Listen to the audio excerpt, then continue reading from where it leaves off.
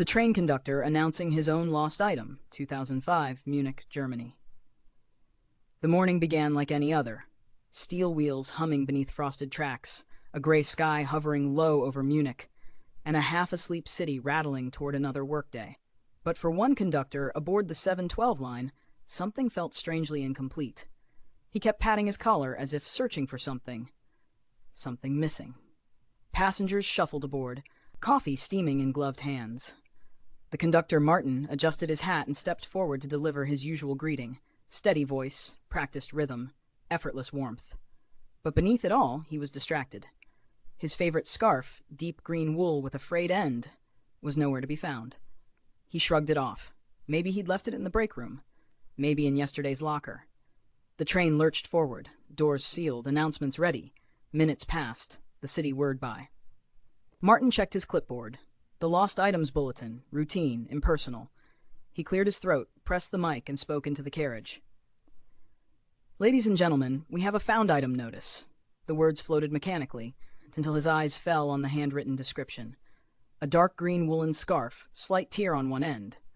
Martin paused. "Found on platform 3 early this morning." Passengers glanced up. The tone in his voice had shifted. Confusion? Recognition? Martin forced himself to continue. "If it belongs to you, please report to the control office." His throat tightened. That couldn't be a coincidence. There weren't many scarves exactly like his. He pictured the frayed bit where he'd snagged it on a fence last winter. He finished the announcement, voice thinner now, and the carriage returned to its soft murmur, but Martin was spiraling. Could someone have found it? Had he really dropped it without noticing? Stops rolled by.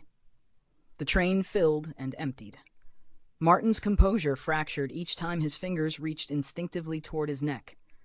He replayed the moment reading the bulletin, his own belongings reduced to a lost-and-found note. When the train reached its terminus, Martin signaled the routine closing message, but there was a tremor in his voice. Stepping off, he headed straight for platform 3. The office clerk looked up. Martin described the scarf, color, weave, the tiny tear, and the man grinned. "We thought it seemed like a conductor's. Good thing you announced it." The box slid forward. Martin lifted the scarf as though it were something far more precious than fabric. The wool brushed his hands, warm, familiar, oddly emotional.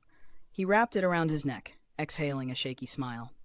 Sometimes, he thought, life delivers tiny comic miracles, a reminder that even the people giving directions don't always know where they're going. That day, Martin made his final announcement with a renewed spark. The missing piece had returned. If you enjoyed this story, please like, share, and subscribe to help the channel grow.